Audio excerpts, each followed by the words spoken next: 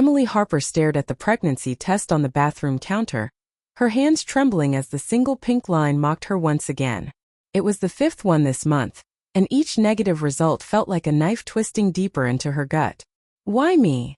she whispered to her reflection in the mirror, tears streaming down her face, knowing that at 32, with a thriving career and a loving husband, this should have been the easiest part of her life.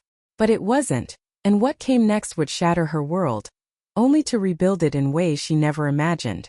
Emily lived in a cozy 2-bedroom apartment in Chicago's bustling Lincoln Park neighborhood, the kind of place where young professionals like her sipped lattes from corner cafes and jogged along Lake Michigan on crisp fall mornings.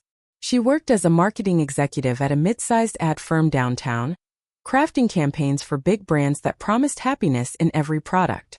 Her days were filled with PowerPoint presentations, client lunches at trendy spots like Alinea, and late nights brainstorming ideas that could go viral. But beneath the polished exterior, the sleek bob haircut, the tailored blazers, and the confident smile, Emily carried a secret ache that no promotion could heal. She and her husband, Michael Carter, had met in college at Northwestern, bonding over late-night study sessions and dreams of building a life together. Michael was a software engineer now, working remotely for a tech startup, his easygoing nature balancing Emily's drive. They married 5 years ago in a small ceremony at a vineyard in Michigan, surrounded by friends who toasted to their future family. "Kids are next," everyone joked, and Emily believed it.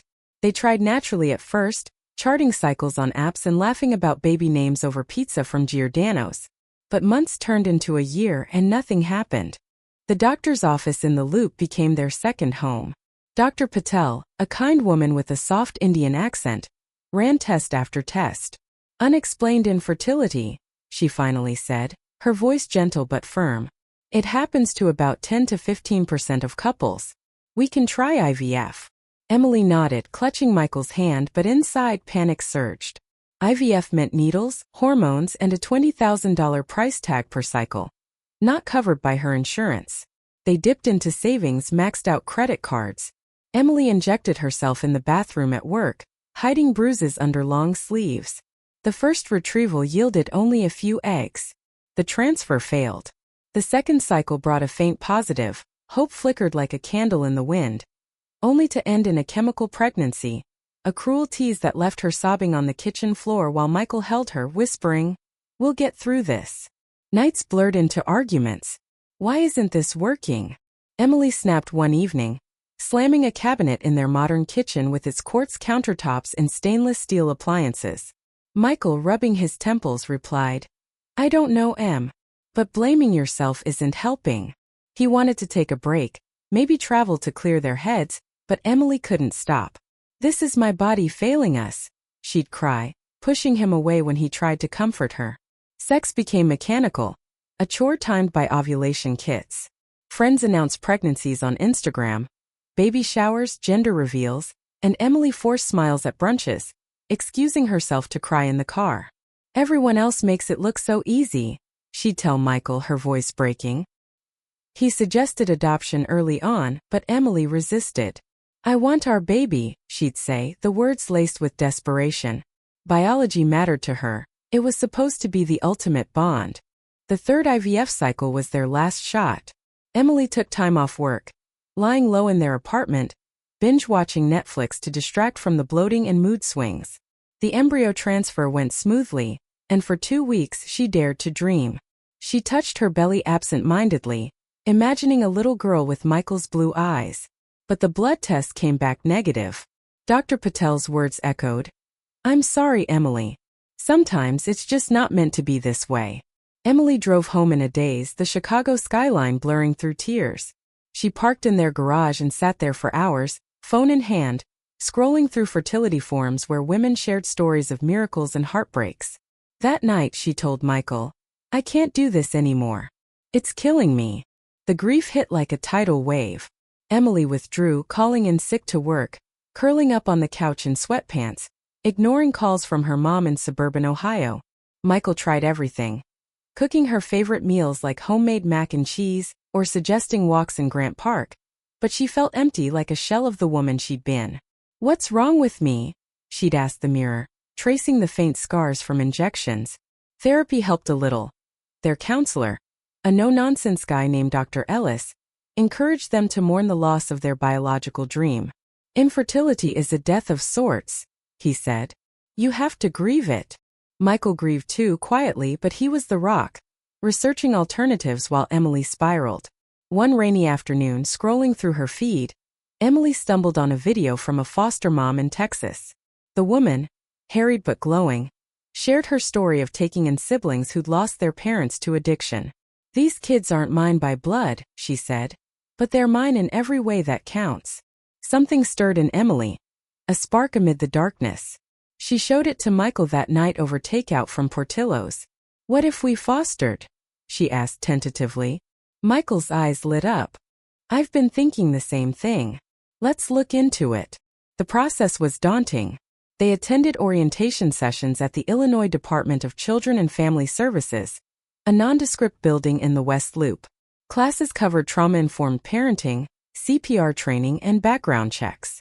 Emily felt exposed during home studies, as social workers inspected their apartment, asking about their marriage and finances. Why fostering? One asked.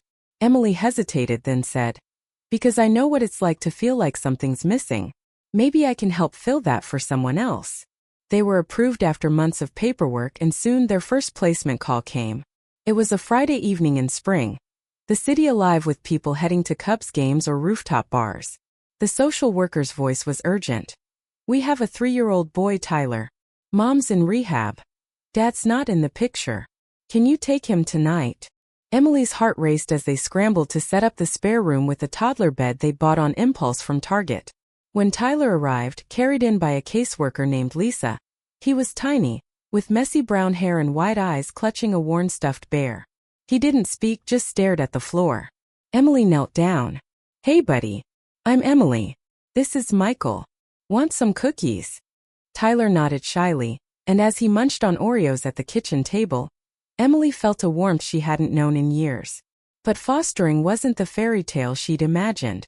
Tyler woke screaming from nightmares, wetting the bed, and throwing tantrums over nothing. He hoarded food under his pillow, a remnant of instability. Emily, used to structured days, struggled with the chaos. He's testing us, Michael said one night after Tyler refused bedtime, kicking and crying. Emily, exhausted from a long day at work, snapped, I know, but I can't do this alone. They argued.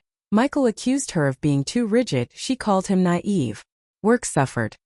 Emily missed deadlines, her boss pulling her aside for a talk. Everything okay at home? He asked. She forced a smile. Just family stuff. Yet, moments of joy pierced the struggle. Tyler's first laugh came during a trip to Millennium Park, chasing bubbles near the bean. Mama, he called once, slipping up, and Emily's eyes welled. They extended his stay, attending court hearings where his biological mom, a young woman named Sarah with tired eyes, promised to get clean.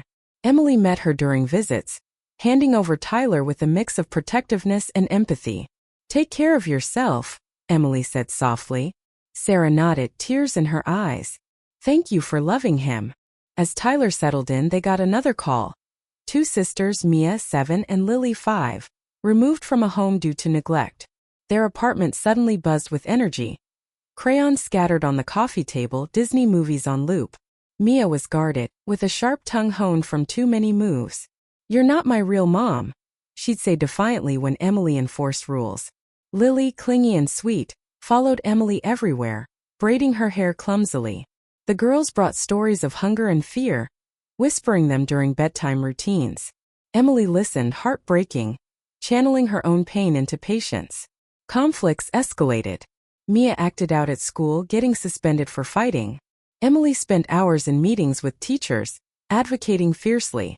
She's been through hell, she'd argue. At home, Mia pushed boundaries, sneaking out to the park alone. One night, she yelled at Emily, "You don't get it. You can't even have your own kids." The words stung like acid. Emily retreated to the bedroom, sobbing into Michael's chest. Maybe she's right. What am I doing? Michael held her. You're being a mom, Em. The best one they could have. Redemption came slowly. Emily signed up for parenting classes tailored to foster kids, learning about attachment disorders. She adjusted her work schedule, negotiating flex time with her boss.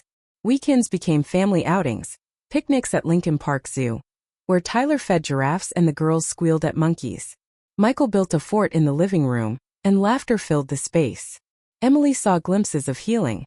Mia's grades improved, Lily's nightmares faded. Tyler called them mommy and daddy without hesitation. But the system was unpredictable.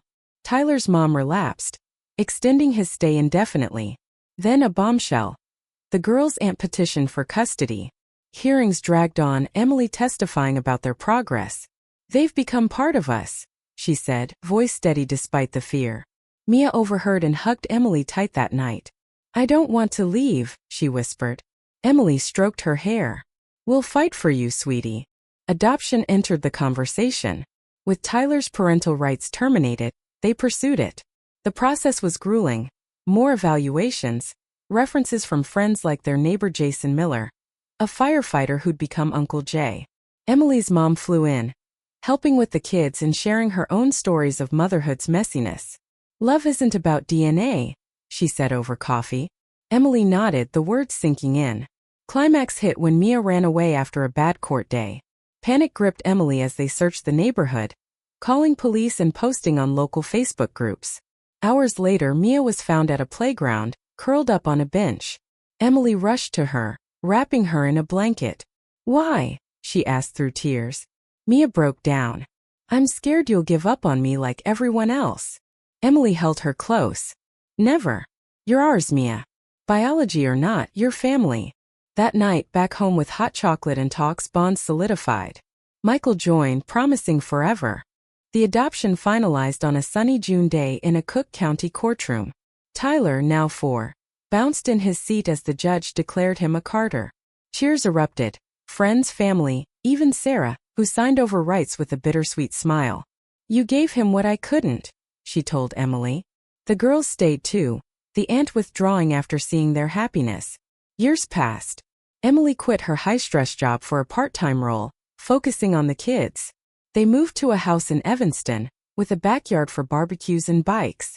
Mia, now a teen, excelled in school, dreaming of college. Lily discovered dance, twirling in recitals. Tyler, energetic and kind, helped foster new placements. They took in short-term kids, offering stability. Emily's pain transformed into purpose. Infertility scars remained, but they fueled her advocacy, volunteering at support groups. One evening, as the family gathered for dinner, Michael grilling burgers, kids setting the table, Emily watched them, heart full. "This is what I always wanted," she thought, no longer questioning why. Love had found its way beyond biology, in the messy, beautiful reality of their lives.